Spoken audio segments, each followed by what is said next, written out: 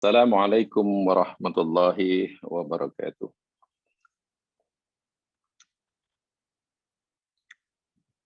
Innal hamdalillahi nahmaduhu wa nasta'inuhu wa natubu ilaihi wa nastaghfiruh. Wa na'udzu billahi min syururi anfusina wa min sayyiati a'malina. May yahdihillahu fala mudilla lahu wa may yudlil fala hadiya lahu.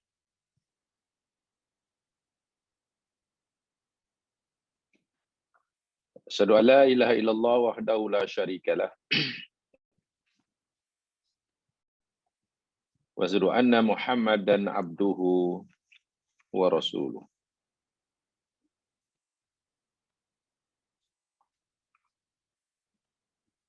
Qala Allah Ta'ala fil Qur'anil Azim,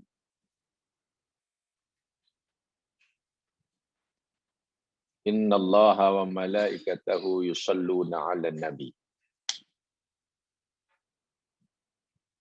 Ya ayyuhalladzina amanu sallu 'alaihi wa sallimu taslima.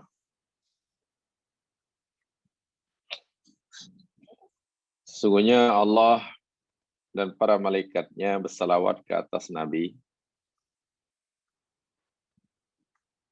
Wahai orang-orang yang beriman, salawatlah kamu kepadanya, ke atasnya, dan berilah salam dengan salam yang sempurna.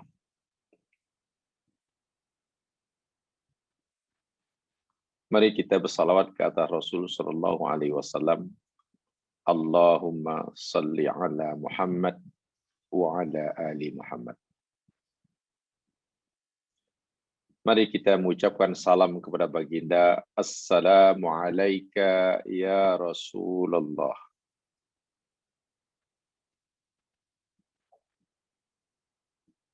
Bismillahilladzi la yadurru masmi syai'un fil ardi wala fis sama' wa huwas samiul alim. Bismillahilladzi la yadurru masmi syai'un fil ardi wala fis sama' wa huwas samiul alim. Bismillahilladzi la yadurru masmi syai'un fil ardi wala fis sama' wa huwas samiul alim.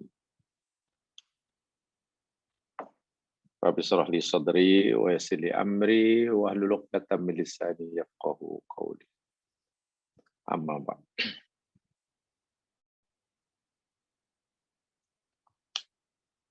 Para pendengar muslimin muslimat yang dirahmati Allah sekalian, doakan semoga semuanya dalam keadaan sehat walafiat jasmani dan rohani, diberikan istiqamah dalam menjalani kehidupan sesuai dengan syariatnya, dilindungi diri kita daripada bahkan perkara-perkara yang mengakibatkan kemurkaannya.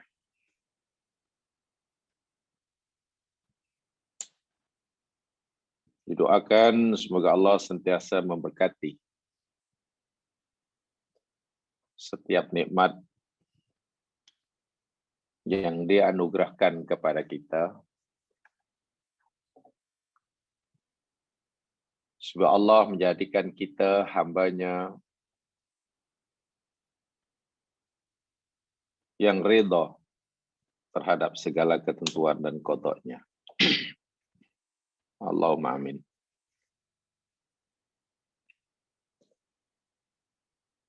Alhamdulillah, pagi hari ini insyaAllah kita akan teruskan seri kajian kita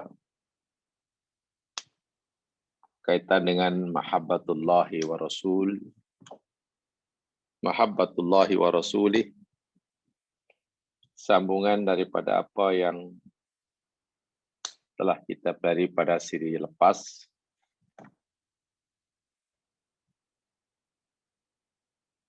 Jadi surah Ghafir ayat yang ketiga. Dan insya Allah bersambung dengan surah Hud juga ayat yang ketiga.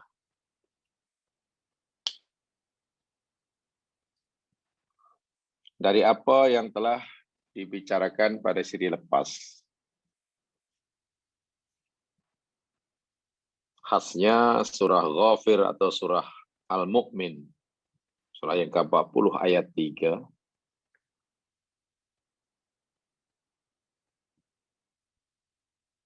di dalam ayat itu benar-benar Allah memberitahu kepada kita betapa besar rahmat dan mahabbah Allah kepada hambanya.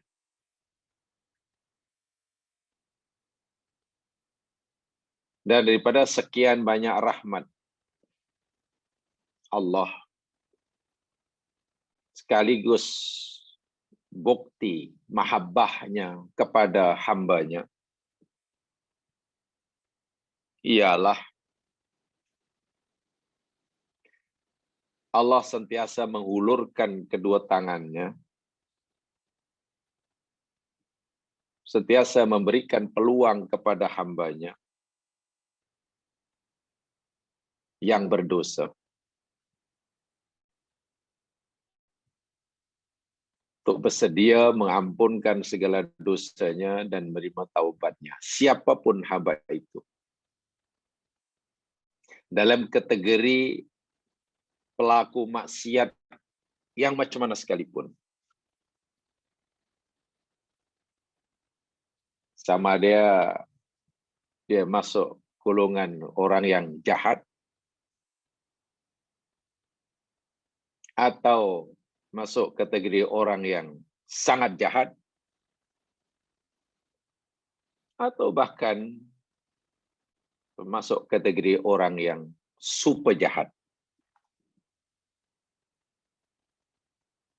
Ini yang saya sampaikan terakhir pada siri lepas. Kepada yang jahat, Allah kata jangan khawatir.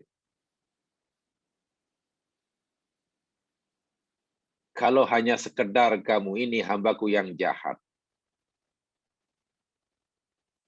dan kamu mau bertaubat kepada aku, memohon ampun bagi dosamu, bergembiralah. Aku, kata Allah, zat yang ghafirut dambi. Ghafir. Isim fa'il itu. Mungkin ada hamba yang merasakan, ya Allah, itu saudara kami yang jahat. Tapi bagaimana macam kami? Kami bukan hanya sekadar jahat, kami ini adalah sangat jahat. Adakah juga bagi orang seperti kami yang sudah bergelar sangat jahat ini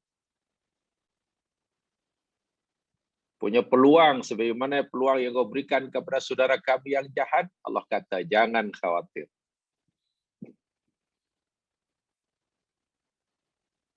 Jika kamu seorang yang sangat jahat dan kamu mau minta ampun kepada aku, kabar gembira buat kamu.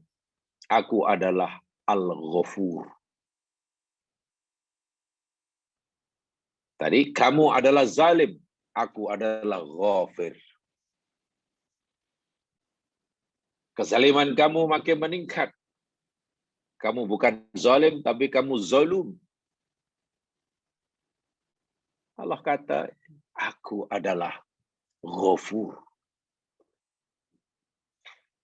Mungkin masih ada hamba yang kecewa, hampir putus asa, ya Allah, masalahnya aku ini bukan jahat, aku ini bukan hanya, hambamu ini bukan hanya sekadar sangat jahat, tapi hambamu ini adalah super jahat, hyper jahat. Tidak ada satu pun dosa yang kau larang, melainkan hambamu dah pernah lakukan. Jangankan yang kecil, semua dosa besar. Bukan sedikit, ya Allah, banyak. So hambamu dalam kategori super jahat, hyper jahat. apakah orang seperti hamba-Mu ini, Engkau masih beri rahmat berupa peluang untuk bertaubat? Allah beritahu mereka, jangan khawatir, kabar gembira buat kamu. Bila kamu zalam, aku adalah Ghaffar. Inilah terakhir yang saya akan bersifat. Jadi benar-benar sifat pengampun Allah daripada Ghafir kepada Ghafur kepada Ghaffar, ini adalah rahmat Allah yang sangat besar. Sekaligus bukti mahabbah Allah kepada hambanya yang berdosa. Karena memang tidak ada hamba Allah bermanusia yang tidak berdosa. Tentulah kecuali para anbiya wal mursalin. Selain anbiya wal mursalin, mana sepi daripada dosa. Dan menariknya, bila kita perhatikan susunan dalam ayat itu, Al-Mu'min ayat 3, Al-Ghafir ayat 3 ini. Coba kalau jamaah cermati betul-betul lah. Kalimah Ghafirud Dambi, pengampun dosa, dan Qabilit Taubi, penerima taubat, itu dirangkaikan, digandengkan dengan huruf waw, namanya waw ataf. Masya Allah itu. Jadi utifat sifatul qabilit taubi, digandengkan, diatafkan sifat penerima taubat dengan sifat ghafirud dambi. Ini luar biasa sekali. Lam tufsal, tidak dipisahkan. Tidak dipisahkan. Ini memberi isyarat bahwa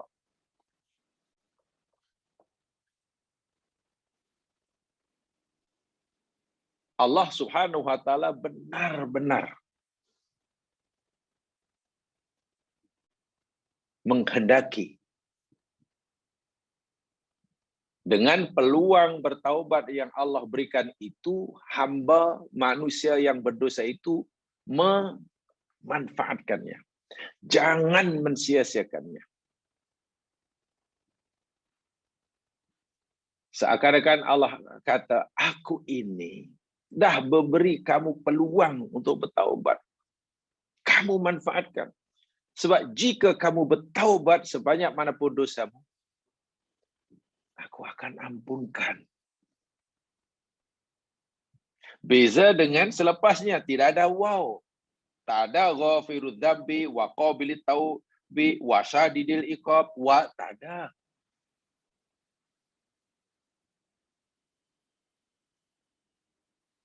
Kenapa selepas belum syadidil tidak ada waw? Nah, inilah yang saya kata tadi.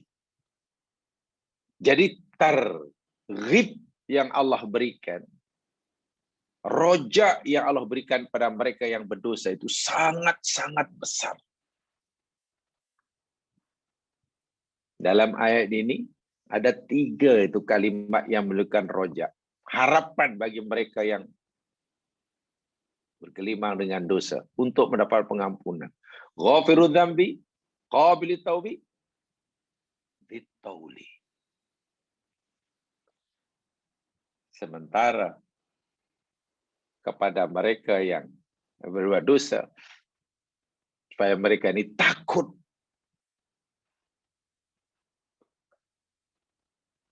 akan dosanya, akan siksa yang menunggunya, Allah beritahu dengan satu sifatnya, sadidul iqab. Ini sesuai dengan pahaman para ulama. Ibnu Qayyim al-Jauziyah pernah berpesan,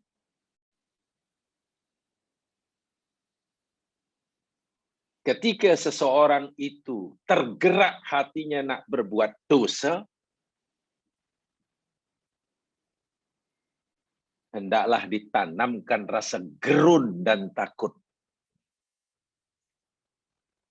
Khaufnya itu hendaklah lebih ke depan, lebih menonjol, lebih kuat. Karena diharapkan bila tergerak hati nak buat dosa, bila khauf ini kuat, sifat khauf akan menghalanginya daripada meneruskan niatnya untuk buat dosa.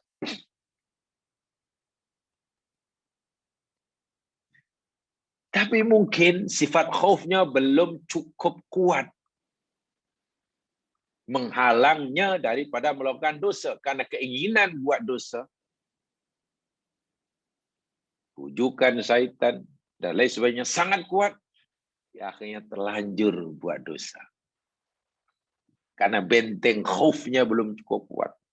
Bila sudah terlanjur buat dosa, dan ingin bertaubat, sifat roja adalah lebih besar daripada khaufnya. Tanamkan sifat roja.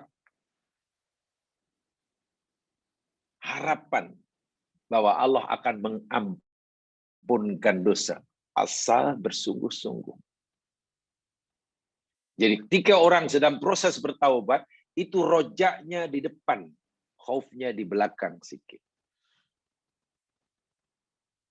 Sebelum melakukan dosa, tergerak buat dosa, khaufnya di depan. Jangan belum buat dosa, baru tak apa, buat aja dulu. Kan Allah Maha Pengampun. Itu mana orang tak punya khauf langsung sebelum buat dosa.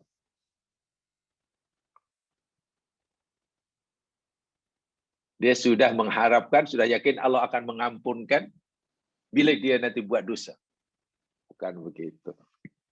Memang tidak mudah memanage hati supaya faham seperti itu. Itu kata Ibnu Qayyim.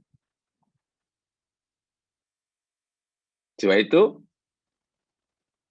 sekaligus dalam ini ada bisyarah yang sangat besar. Allah memberitahu kita hambanya sebagai pengampun dan penerima taubat disebut lebih dahulu daripada sadidul iqab. Begitu luas rahmat Allah, begitu besar sayang Allah pada hambanya, yakni berupa peluang untuk bertaubat dan seterusnya mendapatkan pengampunannya, sehingga Allah murka kepada mereka yang menutup peluang bertaubat bagi orang lain. Allah cukup murka pada siapa yang mengatasnamakan Allah, membawa-bawa nama Allah, bahwa Allah tidak akan ampunkan dosa A atau dosa B umpamanya. Allah cukup murka sungguh. Seakan-akan Allah berfirman, "Macam mana kamu boleh membawa-bawa nama aku, mengatasnamakan aku, bahwa aku tidak akan ampunkan dosa fulan-fulan itu.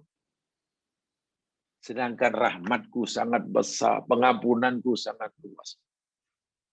Kan begitu dalam hadis Muslim yang sangat masyhur dari Jundab bin Abdullah. Baginda Nabi bersabda, qala rajulun, bila ada seorang berkata, wallahi la yaghfirullahu li fulan, demi Allah, Allah tak akan ampunkan dosa si fulan itu.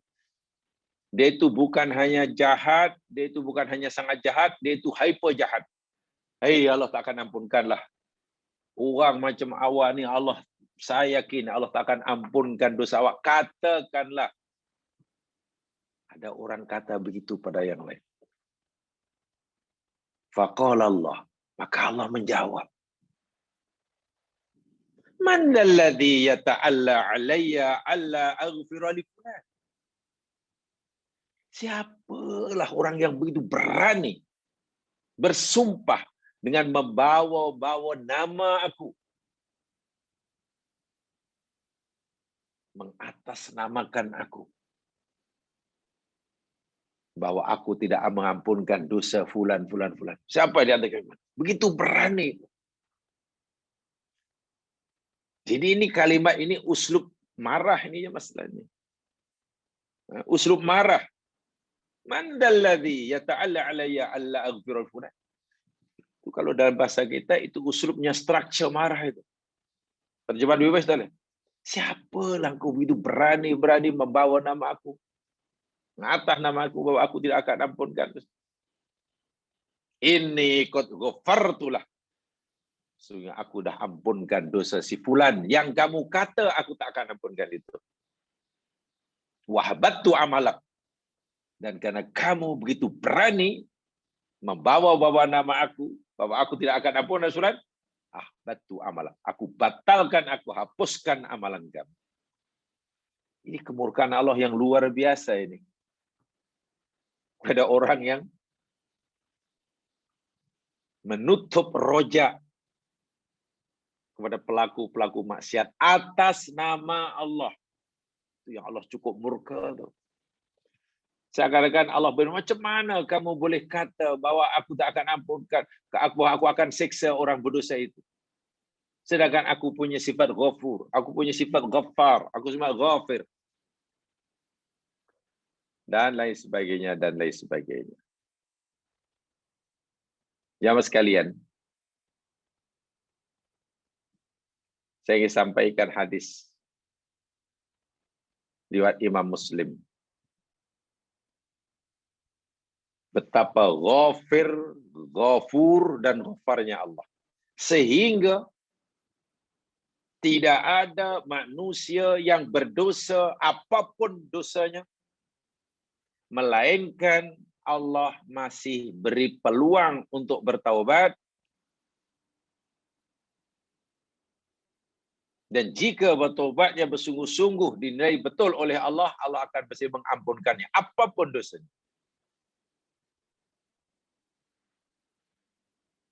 Habis itu dalam Al-Quran ada innallaha la yaghfiru ayyushraka bihi, dalam surah An-Nisa 2 kali itu. Allah tak ampunkan dosa syirik, itu macam mana tuh? Ya, jangan dibaca Quran tuh ayat berdiri sendiri. Dalam ayat yang lain ada dalam surah Az-Zumar. Ya ibadiyalladzina asrafu la taqnatu min rahmatillah. Innallaha yaghfiru dzunuba jami'an. Allah itu ampunkan dosa semuanya. Kemudian dijelaskan dalam surah Al-Furqan, ketika Allah cerita tentang dosa syirik, dosa membunuh, dosa berzina, mereka akan kekal dalam neraka, tapi Allah kata illa man taba wa amana wa amala amalan salihan, kecuali dia bertaubat. Jadi ayat yang dikatakan Allah tidak akan ampunkan syirik, itu jangan disimpulkan, difahami ayat itu berdiri sendiri, kaitkan dengan ayat yang hanya kesimpulannya, dosa syirik ini dosa yang Allah tak akan ampunkan dengan percuma. Gitulah.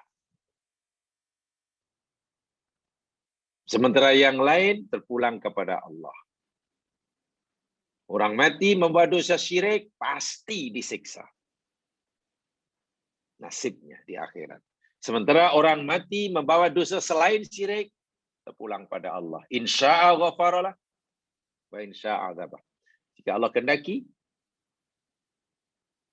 Allah boleh ampunkan dia, dan jika Allah kehendaki, Allah boleh siksa dia. Saya ulangi. Sebesar apapun kesalahan seorang, apapun jenis dosanya, Allah masih beri peluang kepada orang itu untuk bertaubat. Innallaha subhanahu wa ta'ala la yata'azamu dhanbun ayyaghfirah. Farahmatuhu wasi'at kulla syai'. Sesungguhnya Allah subhanahu wa ta'ala ini tidak merasa berat terhadap banyaknya dan beratnya dosa hamba untuk dia mengampuni. Saya ulangi. Terjemahan dari translation ayat apa ini? Innallaha subhanahu wa ta'ala la yata'adhamu dhanbun ayyaghfirahu wa rahmatu wasi'at kulla syai'. Allah Subhanahu wa taala dengan sifatnya yang Maha Pengampun, yang Ghafir, Ghaffar, Ghafur, tidak merasa berat dengan beratnya dan banyaknya dosa hamba untuk dia mengampunkan. Kan kita, kalau kita tidak begitu. Tak apalah, saya boleh maafkanlah sebab kesan awal ini bagi saya tak seberapa. Tapi nampaknya dosa awal, kesalahan awal ini terlalu beratlah. Saya tidak mungkin dapat memaafkan. Itu kita. Kemampuan kita menampung, memaafkan kesalahan orang, itu terhad, itu kita. Tapi Allah Subhanahu wa taala, kemampuan Allah, kudrat Allah untuk memaafkan dosa hamba tidak ada. Sehingga tidak ada dosa seberat apapun bagi Allah berat untuk mengampunkannya. Tidak ada. Syaratnya tadi bertaubat. Kenapa? Ya kita maklum. At-Taib Habibullah. At-Taib Habibullah. Orang bertaubat itu kekasih Allah. Wa in takarrara minhu dzambu. Sungguh pun orang bertaubat itu mengulang-ulangi dosanya. Nanti saya sebutkan hadisnya. Orang yang bertaubat itu kekasih Allah. Sungguh pun ia mengulang-ulangi dosanya. Madama yatubu wa yarji wa yandam. Sekali dia selagi mana dia masih mau bertaubat, kembali pada Allah, menyesal, mengakui kesalahannya, yas'uru bitaksir, menyadari akan kecuaian dirinya,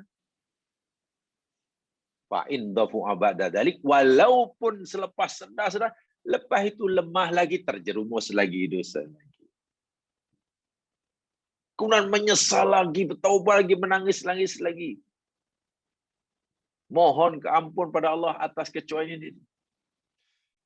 Bersungguh-sungguh, macam mana karena kelemahan dirinya, terjerumus lagi. Begitulah. Walaupun berulang-ulang. Abu Hurairah radhiyallahu anhu meriwayatkan hadis daripada Nabi sallallahu alaihi wasallam. Hadis ini ada dalam Sahih Muslim. Fima yahki ar-Rabbi azza wa jalla. Nabi bersabda menceritakan tentang apa yang difirmankan oleh Allah Subhanahu wa taala. Nabi bercerita tentang apa yang difirmankan oleh Allah Subhanahu wa taala. Qal, Allah berfirman, aznaba abdun dzamban, ada seorang daripada hambaku telah terlanjur melakukan dosa. Faqala, lalu hambaku itu berkata, Allahumma ghfirli dzambi. Ya Allah, ampunkanlah dosaku, ampunkanlah dosaku. Mana taubatlah. Tentu tidak cukup dengan istighfar itu kan, istighfar dan taubat itu benda yang berbeza. Itu dalam ayat selepasnya itu nanti dijelaskan. Ya Allah, ampunkanlah dosaku. Faqala tabaraka ta'ala, mendengar hambanya itu minta ampun selepas melakukan dosa, Allah pun menjawab, aznaba abdi dzamban. Tuh, hambaku telah terlanjur melakukan dosa. Fa'alima anna lahu rabban. Dan dia tahu. Dia tahu bahwa dia mempunyai mempunyai Tuhan. Satu-satunya. Yaghfiru dzamba. Yang boleh mengampunkan dosa. Wa ya'khudhu bidzambi, dan Tuhan yang dia yakini itu juga mampu dan berkuasa menyiksanya karena dosanya. Thumma 'ada fa'adnaba faqala ay rabbi ighfirli. Saya ulangi. Hambaku berdosa. Kemudian mohon ampun. Wahai ya Allah, ampunkanlah dosaku. Apa jawab Allah? Ada hambaku yang sedang berlanjur buat dosa. Dan dia mengetahui, dia tahu, dia sedar. Dia punya Tuhan. Maksudnya Allah lah. Yang sifat Tuhan itu bersedia mengampunkan dosanya. Dan dia juga berkuasa menyiksanya karena dosanya. Allah pun ampunkan. Allah ampunkan hamba itu. Tak macam mana lain kali, lain waktu, ulangi lagi dosanya. Lalu dia pun kata begitu juga kepada Allah. Ya Allah, Allahumma gfirli dzambi, ampunlah dosaku. Allah jawab seperti mana? Jawaban yang pertama. Adnaba dzamban fa'alima anna lahu rabban yaghfiru dzamba ya'khudhu. Begitulah. Jadi dalam hadis disebut hingga 3 kali. Buat dosa, bertaubat, buat lagi terus. Dan melakukan dosa tadi sukan yakni da'ufa, da'fu nafsi. Kerana kelemahan dia, bukan kerana sengaja. Dia sudah berusaha untuk tidak mengulangi dosanya. Ia sudah berusaha sekuat tenaga untuk tidak melakukan kesalahan semula. Azamnya cukup kuat. Tapi nampaknya belum cukup kuat untuk menghalang keinginannya melakukan dosa, akhirnya terbuat dosa. Jadi mengulang itu bukan sengaja itu. Karena kelemahan dirinya. Dan Allah tahu. Setiap kali mohon ampun lagi. Akhirnya apa? Allah Subhanahu wa taala kata Nabi dalam Muslim ni, hujung hadis tu Allah memberi tahu kepada hamba yang tadi, ya abdi i'mal ma syi'ta faqad ghafartu laka. Wahai hambaku, buatlah sekarang apa yang kamu nak buat. Aku telah ampunkan dosa. Dalam matan yang lain yang diriwayatkan oleh Bukhari, qala ghafartu li 'abdi falyamal ma yasha. Allah berfirman, aku ampunkan dosa hambaku itu, maka dia boleh buat apa yang dia suka. Perkataan dia boleh buat apa yang dia suka ini, jemaah sekalian ya, ini bukan mana orang itu bukan sesuka hati, bukan. Maksud hadis ini dalam saraya ini, jika orang itu mengulangi 2 kali, 3 kali, 4 kali sekalipun, Allah tetap akan ampunkan. Syaratnya ketika ia mengulangi dosanya tadi, bukan kerana sengaja, tapi lebih dikarenakan kelemahan dirinya.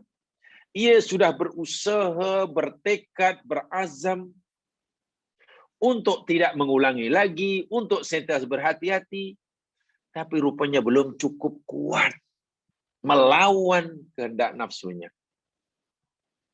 Itu namanya kelemahan diri. Taksir kalau dalam bahasa agama. Ingat kan dalam doa kan kita selalu mohon pada Allah Subhanahu bila berdoa kan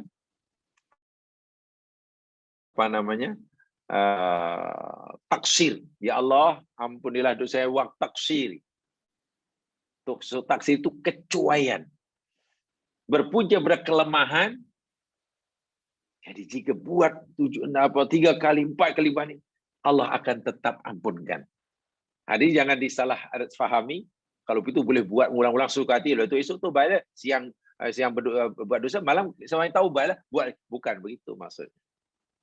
Bukan begitu. Jadi berulang kali berdosa, berulang kali bertaubat, Allah pun berulang kali bersedia mengampunkan dosanya. Itu maksudnya. Syaratnya sekali lagi, bukan karena kelemahan dirinya. Ya, karena kelemahan dirinya. Subhanallah. Ini sangat jelas sekali. Itu yang saya disanyakan. Tidak ada dosa atau kesalahan atau maksiat seorang hamba yang Allah rasakan begitu besar sekali sehingga Allah tidak mau mengampunkannya. Tidak. Walaupun taubat tidak mengampunkan. Tidak ada. Mungkin ada yang tanya, habis kenapa iblis tidak diampunkan dosanya? Adakah karena besarnya? Oh tidak. Iblis tidak mendapat pengampunan daripada Allah atas dosanya. Bukan semata-mata karena kesalahannya sangat besar. Tapi karena dia keengganannya untuk bertaubat. Kan dia lebih memilih untuk dipanjangkan umurnya, diberi peluang yang panjang bagi menyesatkan anak cucu Adam. Itu yang dipilih oleh iblis dan Allah kabulkan. Dan dia tahu risiko. Akibat buruk yang akan menimpa iblis karena pilihannya itu. Dia tahu. Di akhirat akan masuk neraka. Dia tahu. Bahwa Allah akan masukkan mereka dalam neraka di akhirat itu betul-betul. Jadi tak diampun bukan karena Allah dosa iblis terlalu besar sehingga Allah tak cukup pengampunan kepada iblis. Maha suci Allah. Maha suci Allah subhanahu wa ta'ala. Allah minta maaf kalau dalam bahasa kita kehabisan stok pengampunan untuk diberikan pada seorang hambanya yang dosanya terlalu besar. Subhanallah. Itu kan begitu. Tidak ada dosa yang dirasakan begitu besar, begitu berat bagi Allah untuk Allah memberi pengampunan. Dengan syarat hamba itu mau bertaubat. Ini adalah peluang, ini adalah rahmat, ini adalah, susahlah kita nak menyebut ya. Susah nak sebut. Madamat. Ya, nadimah, menyesal. Ala dzambi. Selagi kita menyesal, kemudian bertaubat, ya Allah masih beri kita kabar gembira. La taqnutu mir rahmatillah. La taqnatu mir rahmatillah. Jangan kamu putus asa. Jangan kamu putus asa. Dan sebagainya. Kalau dalam bahasa kita lah, sebab Nabi kadang-kadang memahamkan perkara ini, ya Mas kan, menggunakan bahasa kita, menggunakan logik kita. Apa maksud logik kita? Allah melihat hamba yang berdosa dengan pandangan kasih sayangnya, dengan pandangan rahmatnya. Ini dalam bahasa kita ya, Allah tak sampai hati nak memasukkannya dalam neraka jika ia enggan bertaubat. Sebab itu diberi peluang untuk bertaubat. Itu dalam logik kita. Kalau ikut logika manusia, begitu bahasanya. Tak sampai hati. Sebab itu Allah kata sementara lah. Ajal kamu belum tiba. Cobalah taubat. Taubat. Ingat ya jamaah sekalian. Bertaubat itu amalan yang paling mulia. Lebih daripada ibadah manapun. Iya. Kita boleh rajin buat itu, kita boleh rajin buat ini, kita boleh rajin amal itu, boleh dan memang disuruh. Rajin baca Quran, rajin baca itu, memang disuruh. Tapi jangan sekali-kali kita malas beristighfar dan bertaubat. Berusaha untuk memperbaiki diri itu adalah segala-gala amalan. Apalah artinya jika semangat kita untuk menambahkan amalan ini tidak kita imbangi dengan kesungguhan kita memohon pengampunan. Mohon pengampunan. Ya, karena dosa ini jamaah sekalian kan berpunca daripada 3. Dulu saya kata secara umum 2 tapi 3. Pertama, dosa kerana melanggar larangan Allah. Itu jelas. 2, dosa kerana meninggalkan suruhan Allah. Itu jelas, semua sudah faham. Nomor 3 ni yang kita sering kali tidak tahu. Punca dosa. Punca dosa pertama kerana melanggar larangan Allah. Itu sudah pasti, semua faham. Punca dosa kedua, yakni karena meninggalkan perintah Allah. Itu pun tak ada masalah, semua faham. Yang ketiga ni yang sering diabaikan. Tak disedari. Apa dia? Dosa kerana melakukan perintah Allah. Bunyinya pelik kan? Dosa kerana melakukan perintah Allah. Macam mana melakukan perintah Allah dengan dosa? Ia, jika ia melakukan perintah Allah, tidak sesuai dengan suruhan Allah. Itu dosa. Allah suruh kita buat suruhannya. Lalu kita melakukan suruh Allah tidak sesuai dengan suruhan. Itu dosa. Itu dosa. Kedua, Allah suruh kita melakukan perbuatan, kan? Tadi tidak sesuai dengan suruhannya kan? Sekarang yang kedua, kita buat suruhan Allah, ya. Bukan segera tidak sesuai, itu dah satu hal. Kita pula yakin bahawa itulah yang disuruh oleh Allah. Dalam bahasa mudah, bid'ah. Orang bid'ah ni jamaah sekalian, biasanya ya, orang terjebak dalam bid'ah. Ini karena meninggalkan maksiat atau karena buat suruhan? Coba fikir betul-betul. Orang terjebak dalam masalah bid'ah ini karena amal lah. Bid'ah ini karena amal. Orang yang tak ada amalan, tak ada bid'ah lah. Orang yang terjebak dalam bid'ah ini, kebanyakannya ketika ia meninggalkan larangan atau ketika ia melakukan suruhan. Kan kebanyakan kita melakukan suruhan. Buat sesuatu yang tidak disuruh, yang dia fikir itu suruhan. Dan niat mendapatkan pahala takor pada Allah. Itu kan dosa itu. Allah suruh buat 10. Dia mampu buat 10. Allah suruh kita buat 10 benda. Kita pun mampu melakukan 10. Kan? Peluang untuk melakukan 10 pun ada. Malangnya kita hanya mau buat 6. Apa kita fikir itu tidak dosa? Nah, dosa-dosa yang inilah yang kadang kita tidak rasa. Kalau dosa akibat melanggar larangan Allah, itu cepat perasan. Cepat, sangat cepat.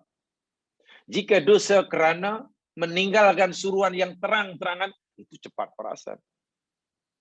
Suruh solat tak mau solat, suruh bakti pada mak bapak mau derhaka, itu nampak sangat. Dia berhutang tak mau bayar, terasa. Mengambil sesuatu yang bukan hak dia, mudah terasa, mudah sedar, mudah insaf.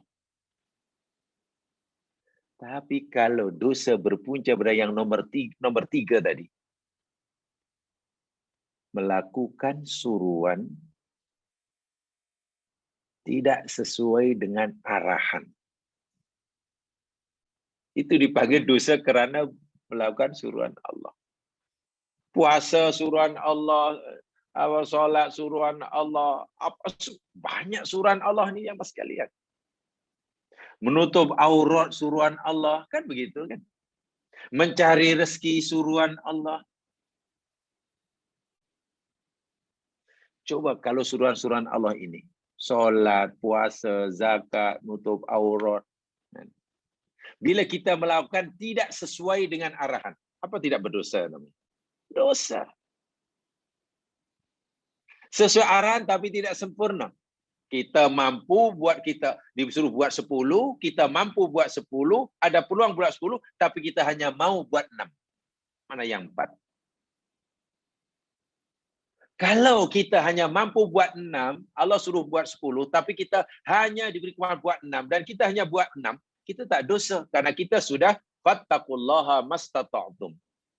Kita telah bertakwa pada Allah ikut kadar kemampuan yang ada. Kemampuan yang Allah berikan, kita hanya mampu buat 6 perkara.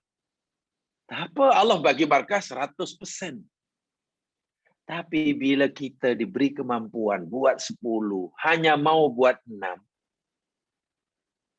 yang 4 itu Allah tanya, mana kemampuan yang aku berikan pada kamu, yang 4 itu mana? Ini bermakna semakin bertambah nikmat Allah berikan pada kita. Nikmat umur, nikmat tenaga, nikmat ilmu, nikmat harta, nikmat macam-macam lah. Ini bermakna pertanggungjawaban kita untuk melakukan kebaikan itu lebih banyak berbanding orang yang Allah bagi sedikit. Jikalah amal orang yang sehat hanya sama saya dengan amalan orang sakit, lalu apa untungnya jadi orang sehat? Jika orang yang kaya, sedekahnya hanya sama dengan orang yang miskin, yang sederhana, lalu apa keistimewaan jadi orang kaya? Inilah. Jadi kita ini disuruh oleh Allah, ittaqullaha mastata'tum. Ikut kadar kemampuan yang ada. Bila kemampuan kita setakat ini, buat setakat itu. Bila ditambah kemampuannya, naikkan lagi. Bila sudah diberi kemampuan naik-naik, tapi kemampuan beramal hanya setakat itu mana kita masih dosa. Dosa bukan kerana langgar maksiat. Dosa bukan kerana meninggalkan suruhan. Tapi dosa ketika kita melakukan suruhan tidak sebagaimana arahan. Nah, ini yang mungkin banyak tuh di sini nih jamaah sekalian. Itu banyak sekali. Kadang-kadang sebab itu tidak boleh ya, ibadah ini hanya semacam kebiasaan. Melakukan ibadah kita tidak boleh hanya sebagai kebiasaan. Ya, rutin harian lah. Sebagai rutin harian. Biasanya sholatlah. Jadi ibadah tidak boleh hanya rutinitas. Sholat subuh macam tu aja dari dulu. Mesti ada peningkatan. Sehingga Nabi mengingatkan kita, sallu salatal muwaddi'. Sholatlah kamu seakan-akan itu sholat orang yang sholat perpisahan. Itu maknanya pastikan sholat yang sedang kita lakukan itu lebih baik daripada yang tadi. Itu sholat perpisahan. Kita yakin bahwa besok kita tidak diberi peluang untuk sholat subuh lagi. Maka sholat subuh kita pasti yang kita usaha yang terbaik. Tiba-tiba masuk pula sampai zuhur. Kita anggap zuhur ini zuhur yang terakhir. Zuhur perpisahan. Itu kan maksud Nabi, yakni supaya ibadah itu pakai. Sebab boleh jadi ketika kita melakukan sholat yang pagi tadi itu, kita belum maksimum. Kita masih menyisakan mungkin 10% daripada kemampuan yang Allah berikan pada kita. Nah, maka kita gunakan pasalnya. Begitu saja. Dalam semua hal. Dalam semua ibadah. Nah, yang terakhir inilah yang saya ulangi, dosa yang seringkali terlepas pandang. Kesimpulannya, kita jangan pikir bahwa dosa itu hanya berpunca kerana langgar maksiat, tinggal suruhan. Dosa juga sering bahkan acap kali berlaku kerana melakukan suruhan. Tentulah dengan sebab suruhan kerana caranya gini, caranya gini.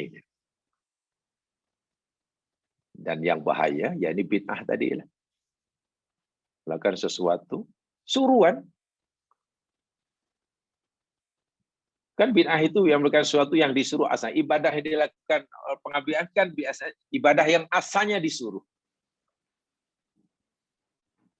Tapi sudah berlebih daripada yang disuruh. Kan salah itu.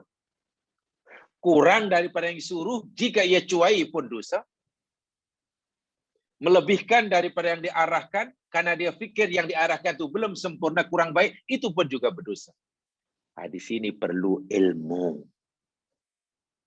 Saya ulangi, melakukan perintah kurang daripada suruhan dan arahan, karena cuai itu dosa. Melakukan perintah, suruhan, melebihi daripada yang disuruh karena dia pikir suruhan itu belum sempurna, jadi perlu ditokok tambah, itu pun salah juga. Ini perlu ilmu yang lebih sedikit. Supaya sehingga kita sedar bila terlanjur melakukan kesalahan. Bukan kesalahan. So, paham ya? Ini penting sekali.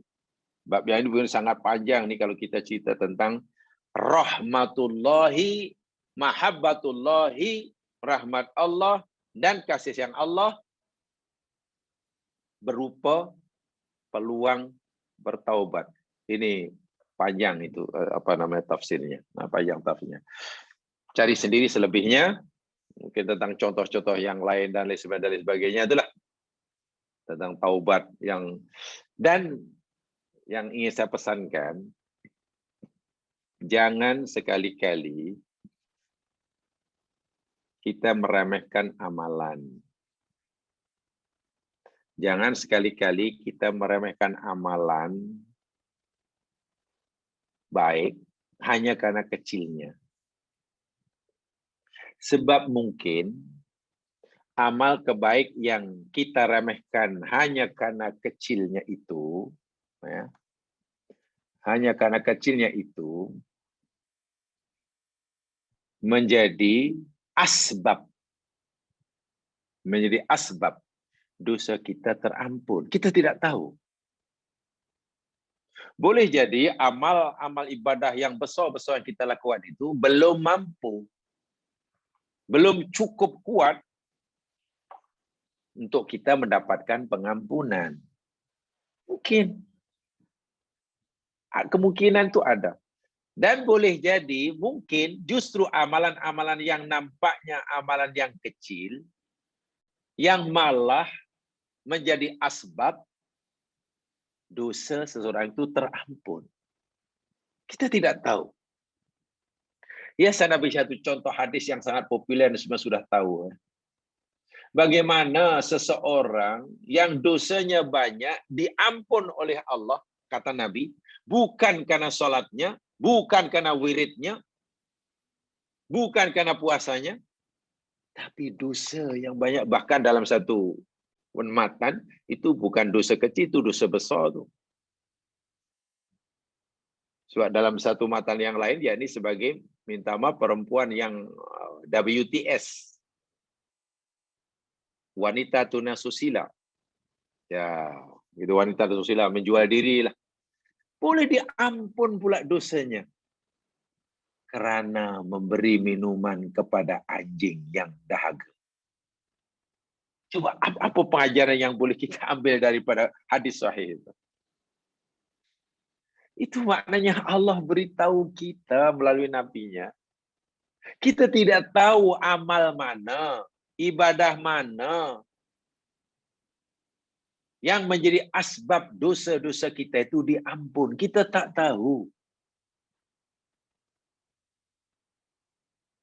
Boleh jadi amalan yang ini, ibadah yang itu, tolong orang ini, bakti pada orang itu, atau mungkin ketika kita menziarahi orang sakit, atau mungkin haji kita tahun lepas, mungkin umroh kita bulan lepas. Kita tidak tahu mana amalan ibadah kita yang dengan amalan-amalan yang diganakan itu dosa-dosa kita pada Allah dihapuskan. Kita tidak tahu. Sebab boleh jadi, dalam hadis tadi, justru amalan yang tak disangka-sangka, yang tak terlintas dalam fikiran seseorang. Macam mana dosa seorang begitu banyak, besar, diampuni oleh Allah kerana beri minuman anjing. Bagi orang tadi lah. Nah, itu pengajaran sangat dalam sekali itu tentang mengasihi makhluk Allah kan begitu. Tapi yang saya sampaikan jadi tentang apa kaitan amal baik orang mengasihi, menyayangi makhluk Allah yang bernama anjing dengan pengampunan yang Allah berikan kepadanya bagi dosa-dosanya. Itulah apa hubung kait. Ini yang menarik bagi saya, yang sangat menarik bagi saya. Demikian juga ini kaitan dengan meremehkan amalan. Jangan suka meremehkan amalan hanya karena kecilnya. Sebab amalan yang kecil yang kita remehkan itu, atau kita remehkan karena kecilnya itu, menjadi asbab. Sama ada asbab terampunnya dosa kita, atau menjadi asbab, terjerumusnya kita dalam neraka. Jika orang bunuh orang Muslim, jika orang bunuh merompak orang, membunuhnya, gitulah. Kemudian dia masuk dalam neraka. Wah, senang, kita nak faham senang. Dia tu masuk neraka pasal karena dia itu pembuat patung dan penyembah patung. Senang kita faham. Dia dimasukkan dalam neraka, kata Nabi bersabda, ada orang dimasukkan dalam neraka karena membunuh orang mukmin, satu keluarga. Jika ada hadis macam itu, senang kita faham. Karena iyalah, patutlah, dosanya besar. Tapi Nabi pernah bersabda dalam hadis sahih, ada seseorang masuk neraka bukan sebab bunuh orang mukmin satu keluarga, bukan sebab itu, tapi sebab mengurung kucing hingga mati, tidak diberi makanan. Coba. Yang mungkin, Allahu Akbar, dianggap kecil lah. Mungkin bagi setengah masyarakat, dan taklah heboh satu dunia lah. Menganiaya binatang kan tidak di satu dunia, katalah tak. Inilah yang saya katakan, jangan sekali-kali meremehkan satu amalan, satu perbuatan hanya karena kecilnya. Sebab boleh jadi amalan yang kita remehkan karena kecilnya itu menjadi asbab. Jika amal itu baik, menjadi asbab terampunnya dosa kita. Dan jika amalan itu tidak baik, akan menjadi asbab wal'iyadzubillah, terjerumusnya kita di dalam neraka. Itu yang perlu kita ambil berat, kita perlu berwaspada, bersungguh-sungguh. Baik. Itu penjelasan tentang ayat yang ketiga surah Mu'min. Terus terang saya katakan, saya tarik ayat ini karena ini benar-benar rahmat Allah yang kadang kurang didalami. Rahmat Allah, tanda kasih yang Allah pada hambanya, yang mungkin kita kurang mendalaminya, yakni peluang yang Allah berikan untuk bertaubat. Dan semua kita dosa. Itu rahmat yang sangat besar, ya mas kalian. Sangat besar. Lebih besar daripada kesehatan yang ada dalam diri kita, lebih besar daripada harta benda, lebih besar daripada jawatan, lebih besar daripada segala-galanya lah. Tapi sering kita abaikan. Sering kita sia-siakan. Jika ia terlepas begitu saja, mungkin ramai yang tidak merasa menyesal dan kecewa. Berbeza jika terlepas peluang pekerjaan, menjadi berkurang income bulanannya, diturunkan jawatannya, itu terasa. Pedihnya luar biasa. Jadi tak tahulah sikap kita kepada ini masih atas pertimbangan duniawi atau pertimbangan ukhrawi. Itu sebenarnya menjadi puncanya. Kalau dalam hidup kita ini masih terlalu kuatlah dunia orientednya, belum akhirat oriented, memang sering kali berlaku seperti itulah. Pertimbangan, sesuatu yang kita jadikan pertimbangan ini, pertimbangan apa? Ukhrawikah, adu dunyawikah. Itu menjadi penentu nanti. Kita ini lebih mengambil berat, lebih prihatin yang mana. Menilai lebih besar mana. Peluang yang Allah berikan untuk bertaubat pada kita. Sebanyak mana pun dosa kita. Atau peluang yang lain-lainnya. Itu kalau kita kaji lebih dalam, lihat dalam penjelasan yang berkaitan dengan hati, kaitannya dengan ihsan itu sangat dalam. Ayat ini kalau ditafsirkan dari sudut ihsan, sangat dalam sekali. Sangat dalam. Baik. Sekarang saya ingin teruskan ayat yang berikutnya, yakni sampaikan ayat yang ayat 2 ini saya jelaskan sekali jadi saya tidak akan menjelaskan satu persatu. Jadi penjelasan selama ini Ini untuk penjelasan ayat yang ketiga surah Al-Mu'min atau surah Ghafir dan juga surah 3 ayat Hud. Sebab surah 3 ayat Hud itu yakni kaitannya dengan taubah juga. Allah suruh kita istighfar dan kemudian bertaubat. Lalu Allah sebutkan apa balasan-balasannya. Balasan-balasannya gitu ya. Jadi samalah, poin dia sama. Saya dua ayat ini. Sekarang terus saja pada ayat yang berikutnya, muka surat 11. Muka surat 11. Ayat yang pertama, yakni surah Saba, ayat yang pertama juga. Ya. Surah Saba, ayat yang pertama.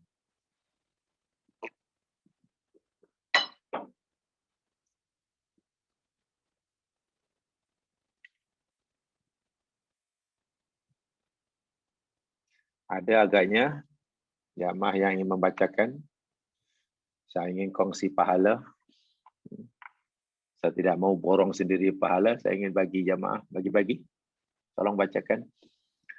Membaca satu huruf. Iya, sila. A'udzubillahi minasyaitonirrajim. Alhamdulillahilladzi lahu ma fis samawati wa ma fil ardh wa lahul hamdu fil akhirah wa huwal hakimul khabir. Masyaallah, tabarakallah. Masih banyak. Siapa yang baca Al-Quran satu huruf diganda dapat 10 kebaikan. La aqulu, aku tak kata alif lam mim huruf. Tapi alif huruf, lam huruf, huruf. Makna alif lam mim sudah 3 huruf. Ini sudah berapa huruf nih? Alhamdulillah, daripada alif hingga ra. Tapi ada yang memahami hadis tadi, baca dan kemudian difahami, ditadabbur. Baca sudah, sekarang tadaburnya kan difahami. Supaya setiap satu huruf minimum dapat 10. Mereka satu kebaikan dan digandakan 10. Minimum tuh, gandaan 10 tuh minimum. Itu untungnya, itu sengaja saya suruh baca. Tapi saya yakin yang lain pun baca juga, walaupun tidak kuat. Walaupun ini. Saya kena baca ya. Jadi jangan tak baca. Setiap ayat kita nak belajar, tolong dibaca masing-masing. Gitu. Jangan tak baca langsung. Jangan hanya tengok aja. Tengok aja buat apa. Jangan ambil ini ya. Sebab ada orang, mungkin kita pernah dengar ada orang kata ini begini, tuan-tuan. Ada beberapa perkara melihat saja kita dapat pahala. 1, melihat Al-Quran. 2, melihat Kaabah. 3, melihat wajah orang tua. 4, melihat apa? Melihat muka syekh umpamanya. Dapat. Ya, mungkin karena percaya dengan itu, akhirnya tengok aja apa pahala. Tak apalah, cari pahala dengan tengok Quran aja. dengan tengok. Ya janganlah begitu. Jangan begitu. Ibadah itu biar yang bersungguh-sungguh. Ya. Biar yang bersungguh-sungguh. Lagi pula perintah Allah Subhanahu wa Ta'ala tidak ada yang susah. Semuanya mudah. Tidak ada perintah Allah yang melebihi kemampuan kita melakukannya. Tak ada. Semua mudah. Baik. Alhamdulillah, segala puji bagi Allah. Alladzi lahu ma fis samawati wa ma fil ard. Allah yang mana yang berhak dapat pujian itu? Oh, Allah zat yang baginya, miliknya, hak dia. Apa yang di beberapa langit dan apa yang di bumi. Walahu, dan baginya juga alhamdu, segala puji-pujian fil akhirat. Di akhirat. Di dunia Allah berhak dipuji karena nikmat yang Allah berikan kepada hamba di dunia sangat banyak. Bumi, langit, dan isinya. Sebab itu dia berhak dipuji. Di akhirat pun nanti Allah berhak dipuji. Kenapa? Karena nikmat akhirat pun, yakni surga dan isinya itu adalah anugerah Allah. Jadi dunia Allah terpuji, di akhirat Allah terpuji, karena di dunia pun ada nikmat dunia, di akhirat pun ada nikmat akhirat. Wa huwal hakimul khabir, dan dia Allah itu maha bijaksana, lagi maha mengetahui atau maha mendalam pengetahuannya. Khabir itu ada yang memberi makna, yang maha memberitahu apa yang dia beritahu. Apa yang dia tahu? Khabaro. Allah maha memberitahu apa yang dia tahu. Itu makna pertama. Ada yang mengartikan khabir yang sangat mendalam, detail, sangat detail ilmu dia. Bukan hanya mengetahui secara zahir, tapi yang sekecil-kecilnya. Asbab yang paling halus lah. Baik, itu kisah Asmaul Husna, tidak perlu diulangi, tidak perlu diulangi. Jamaah sekalian, di dalam ayat-ayat sebelumnya dahulu, saya telah sampaikan bahwasanya di dalam Al-Quran ini, ada 4 surah yang bermula dengan Alhamdulillah. Betul ya?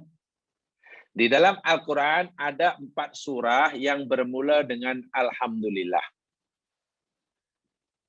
Menurut setengah tafsir kontemporari, nikmat Allah ini jumlahnya sangat besar.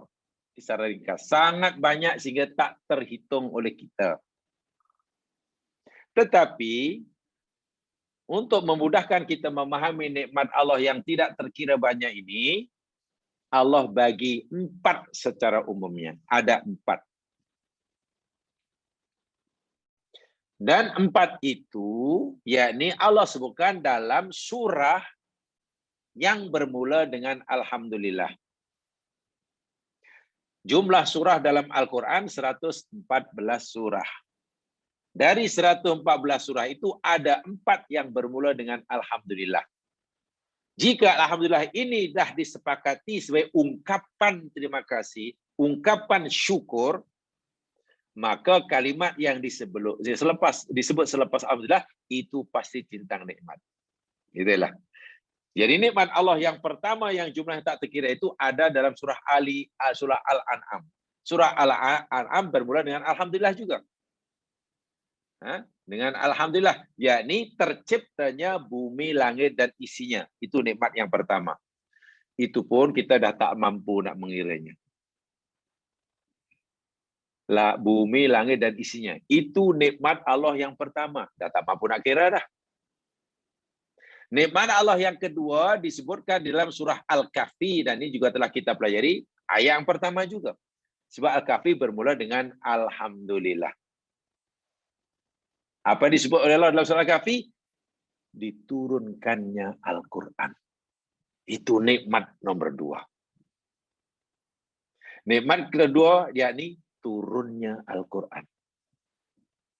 Yang dibawa oleh Nabi Muhammad SAW. Nikmat Allah yang ketiga, yakni ada dalam surah Saba yang kita pelajari ini. Dalam surah Saba yang kita pelajari ini, yakni dimulakan Alhamdulillah, disebut bumi, langit, dan isinya, dan yang selepasnya itu walahul hamdu fil akhirat, nikmat akhirat, surga dan isinya, itu nikmat Allah yang ketiga. Dan nikmat Allah yang keempat dalam Quran ada dalam surah selepasnya, selepas surah Saba, yakni surah Fatir, yang surah Fatir pun dimulakan dengan Alhamdulillah juga, yakni terciptanya malaikat sebagai utusan Allah memberikan khidmat percuma kepada kita. Malaikat ini dicipta oleh Allah untuk kepentingan kita, menjaga kita. Itu nikmat doh. Jadi tercipta malaikat itu nikmat. Bahkan ada malaikat yang disebutkan dalam surah yang surah Ghafir, yakni tugasnya, jumlahnya Allah yang Maha mengetahui, berada di aras sana. Tugasnya tasbih, tasbih, tasbih dan memuji Allah dan memohon sesuatu kepada Allah. Memohon pengampunan. Mohon pengampunan. Dan yang dibuat untuk orang mukmin. Tengok. Tuh, yang keempat. Kemudian mungkin ada yang bertanya. Saya sudah agak mungkin ada yang bertanya. Kan surah Fatihah alhamdulillah juga. Kenapa tidak dimasukkan yang kelima? Nah, surah Fatihah dengan alhamdulillah jamaah sekalian kerana keempat nikmat yang Allah sebutkan dalam Al-An'am, Al-Kahfi, Sabah Fatihah itu sudah terangkum dalam surah Al-Fatihah. Ya? Tuh. Jadi Allah berhak dipuji, kita wajib memujinya dalam semua keadaan karena nikmat Allah kepada kita tidak terkira.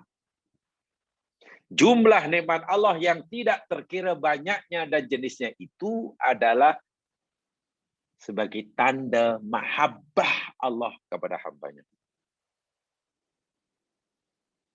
Nikmat apa itu? Kesemua itu boleh disebut ya nikmat ibqa.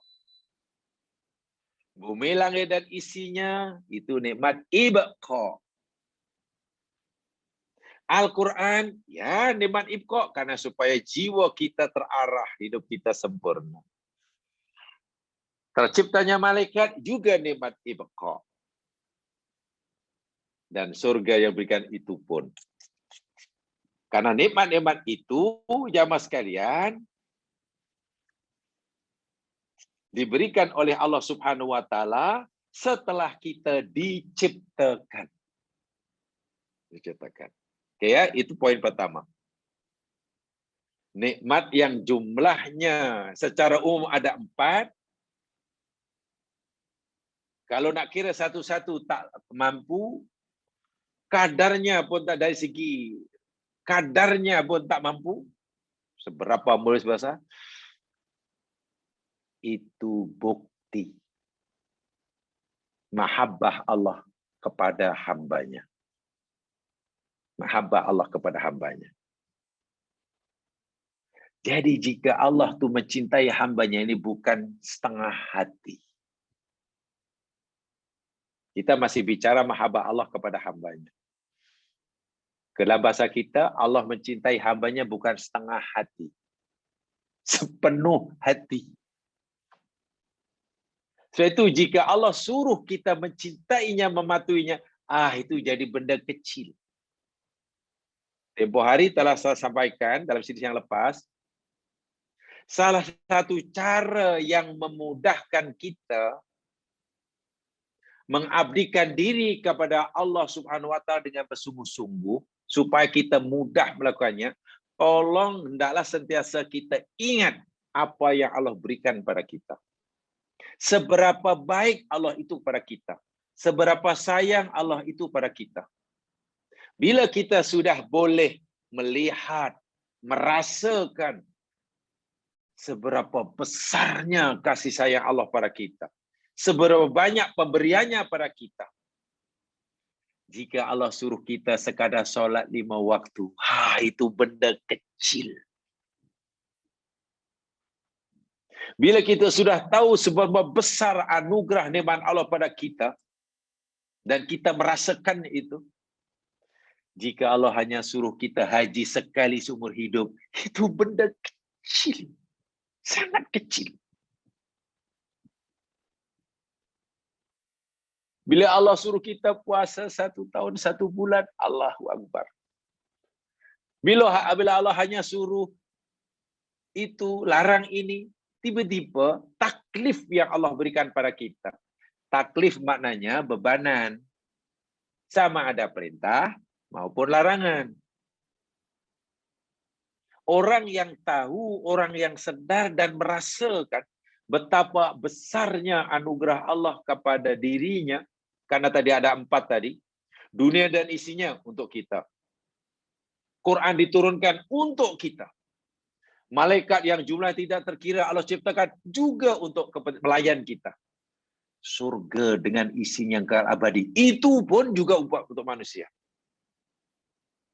Bila kita sedar dan faham, merasakan barusan itu. Taklif Allah pada kita ini tiba-tiba terasa begitu kecil, begitu ringan, begitu sedikit sekali. Sehingga orang yang sedar, yang mukmin akan kata, ya Allah, kenapalah suruhanmu yang wajib hanya setakat ini saja? Kenapalah larangan kamu yang haram hanya setakat ini saja? Tiba-tiba kita merasa kurang dengan perintah Allah yang wajib sahaja. Lalu Allah kata, tak apalah hambaku, walaupun anugerahku kepada kamu ini sangat banyak, tapi aku hanya suruh kamu buat yang mesti buat yang ini saja. Tapi kalau kamu nak buat dengan sukarela, boleh yang sunat namanya. Nah, yang sunat kan banyak. Kan sunat itu sukarela namanya tatawu. Tak apalah hambaku, walaupun aku bagi kamu kesihatan, kamu bagi harta benda yang banyak, yang tak habis dimakan 7 keturunan pun tak habis. Bahkan kamu punya kendaraan sendiri, pasal punya private jet umpamanya. Sangat banyak anugerahku kepada kamu, tapi tak apalah. Aku wajibkan pada kamu pergi haji sekali je seumur hidup. Mungkin orang yang merasakan anugerah terlalu banyak, dia akan malu. Ya Allah, kenapalah engkau suruh kami hanya buat sekali seumur. Sedangkan kau bagi kemudahan sebanyak ini, ya Allah. Kenapa hanya sekali? Allah kata, tak apalah. Aku nak bagi kamu yang paling ringan saja. Sekali pun cukuplah. Tapi kalau kamu nak buat lebih sekali, tak apa. Itu sukarela. Namanya tatawu. Tengok. Wahal kalau Allah ingin memberikan kita taklif seimbang, setimpal dengan nikmatnya. Oh, saya ingat kita bukan 2-5 kali solat sehari semalam jam Senin. Kalau dibandingkan dengan nikmat yang banyak, haji bukan sekali seumur hidup, zakat bukan 25%, puasa bukan sebulan setahun. Saya akan lebih daripada itu. Jadi orang Muslim yang patut betul menyadari akan merasa, ya Allah, sikitnya lah perintah Allah ini yang wajib, sikitnya larangannya. Akhirnya tergerak hati menjadi semangat untuk buat yang sunat. Begitulah. Ya Allah, sikit sangatlah ya Allah, 25% itu sikit sangatlah zakat. Allah kata, tak apalah, aku tak akan memberatkan kamu. Tapi kalau kamu nak buat sukarela, aku suka. Wah, akhirnya itu akhirnya Masya Allah orang mukmin yang sedar.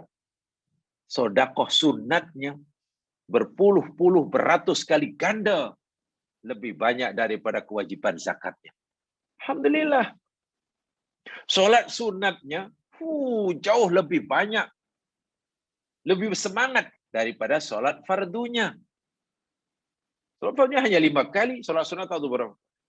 Ya karena sedar. Itu pun dia masih merasa, ya Allah, kenapalah ini masih kurang ya Allah.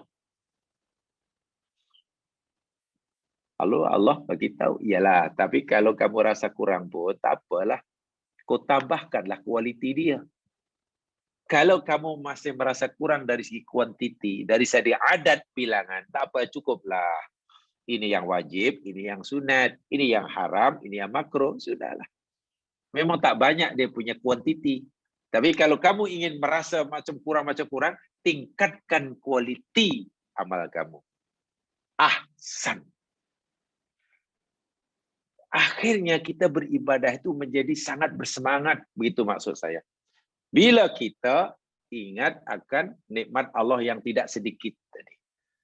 Tapi kalau nikmat Allah yang 4 perkara yang besar-besar itu tak nampak, atau nampak tapi tidak sebagaimana yang Allah suruh kita nampak.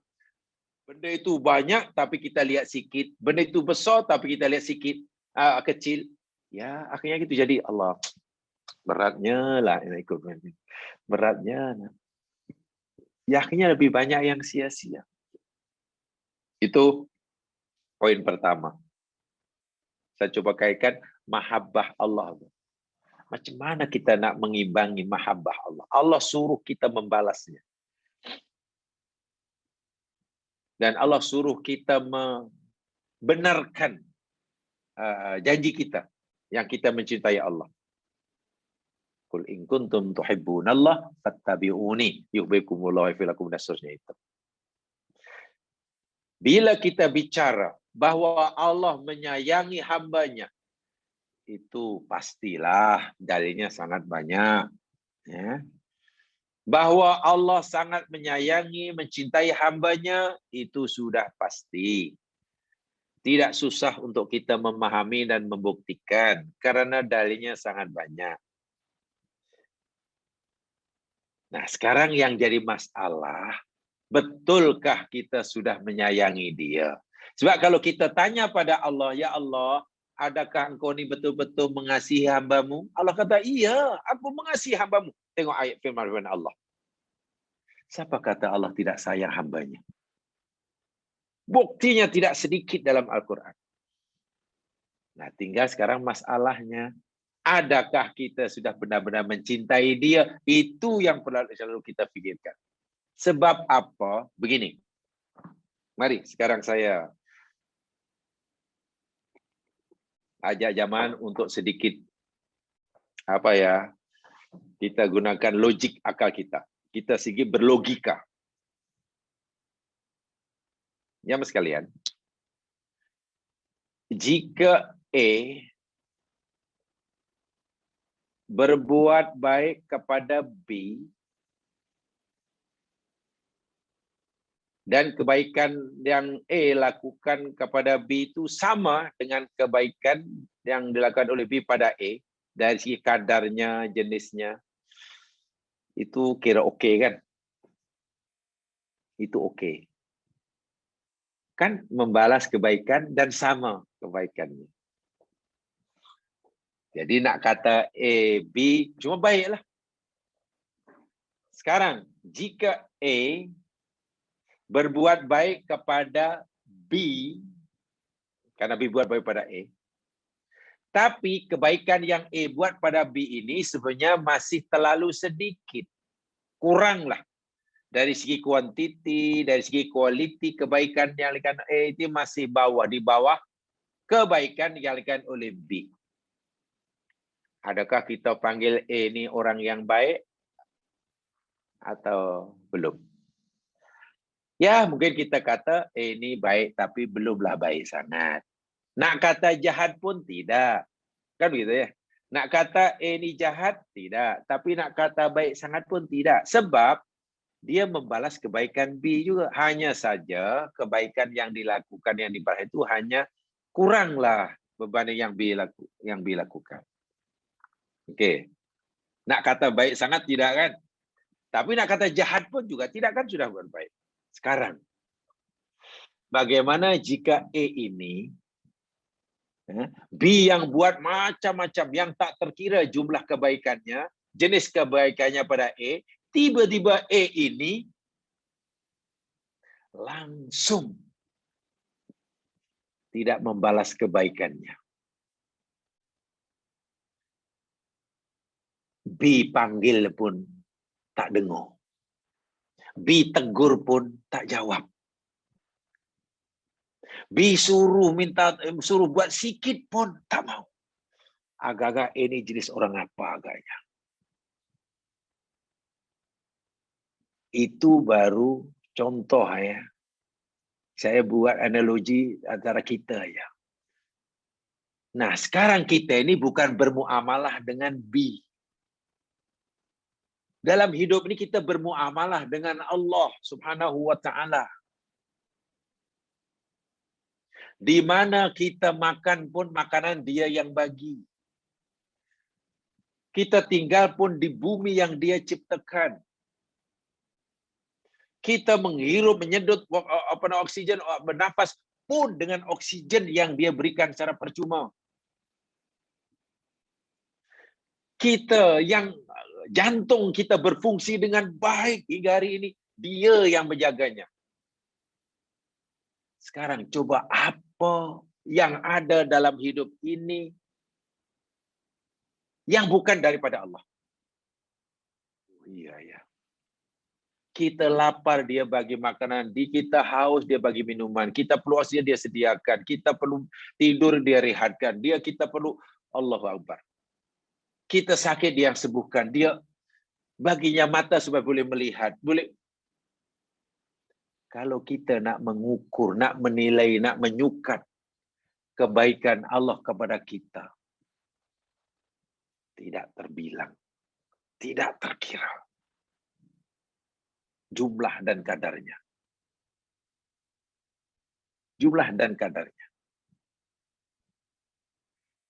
Jadi bila Allah suruh kita buat tadi yang wajib-wajib sahaja dan meninggalkan yang haram-haram sahaja, itu pun Allah sudah ridha pada kita.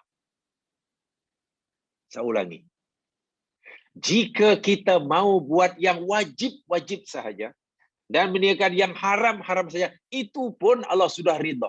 Walaupun amal baik yang kita lakukan buat yang wajib saja dan tiada yang haram saja, itu sebenarnya masih terlalu kecil dibandingkan dengan rahmat Allah, nikmat Allah itu. Tapi Allah sudah ridha. Nah, kalau kita rasa masih tak puas dengan hanya yang wajib, buat yang sunat.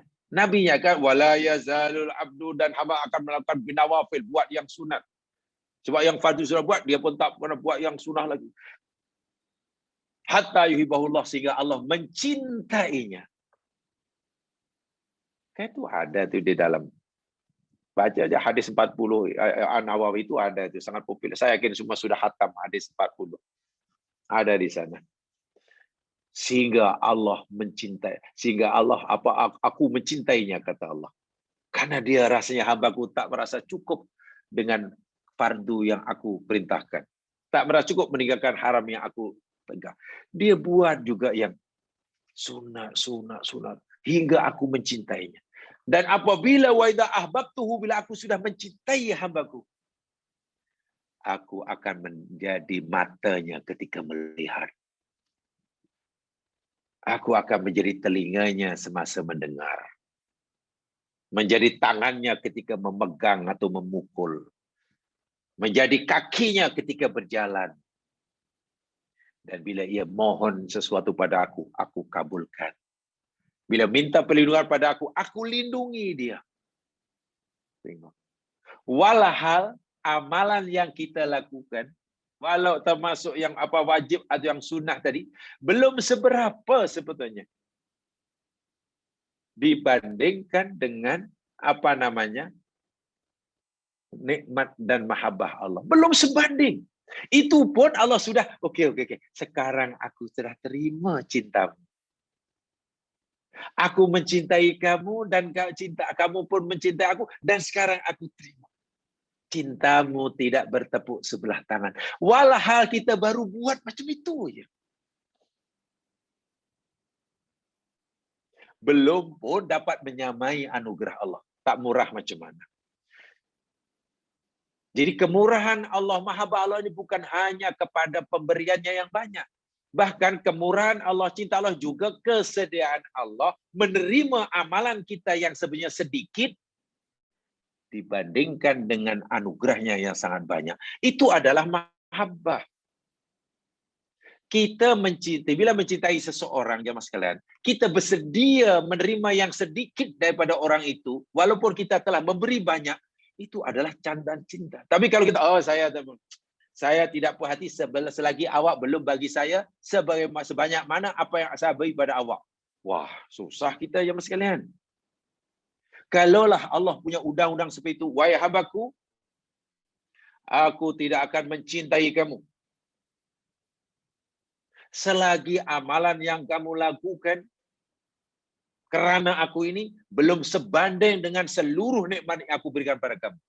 Coba, siapa yang akan dicintai oleh Allah? Kalau itulah undang-undang Allah. Tapi Allah tidak begitu. Allah sangat sayang kepada hambanya. Bukan sayang hanya dengan anugerah yang tidak sedikit, tapi juga bila kita buat yang walaupun terlalu sedikit, hanya fardu, dengan sunat, istiqomah, Allah kata, aku sayang kepada, aku cinta. Dan bila aku dah cinta dia, aku akan jadi matanya semasa melihat, aku jadi. Itu bagi saya muamalah dengan Allah ini sangat-sangat menyeronokkan. Mari kita tingkatkan kualiti beragama kita seperti itu. Saya yakin, ya mas sekalian, ya saya rasa telah mencukupilah, walaupun masih perlu mencari lagi ilmu-ilmu tentang bagaimana cara itu, cara ini, cara itu. Tinggal kita mengamalkan untuk ditingkatkan amalan kita. Tingkatkan tadayun kita. Tingkatkan makom kita. Jangan hanya Muslim, tapi juga mukmin. Jangan hanya mukmin yang Muslim, tapi muhsin. Ini saya ulang di mana-mana. Tingkatan beragama yang paling tinggi adalah ihsan. Tingkat orang beragama yang paling tinggi adalah muhsin. Orang mukmin belum tentu orang Muslim belum tentu mukmin. Orang mukmin pasti Muslim, tapi belum tentu muhsin. Tapi orang yang muhsin pasti ia sudah Muslim dan juga mukmin. Jadi muhsin itu sudah paling tinggi. Dah lepas lah. Islamnya sudah lepas, imannya sudah selesai. Dan mukmin. Itu hendaklah difahami, ditingkatkan semampu kita. Semampu kita. Jemaah sekalian, itu yang sempat disampaikan. Aku qouli hadza wa astaghfirullah li wa lakum. Kita dengan baca tasbih farah. Subhanakallahumma wa bihamdika. Asyhadu an la ilaha illa anta astaghfiruka wa atubu ilaik.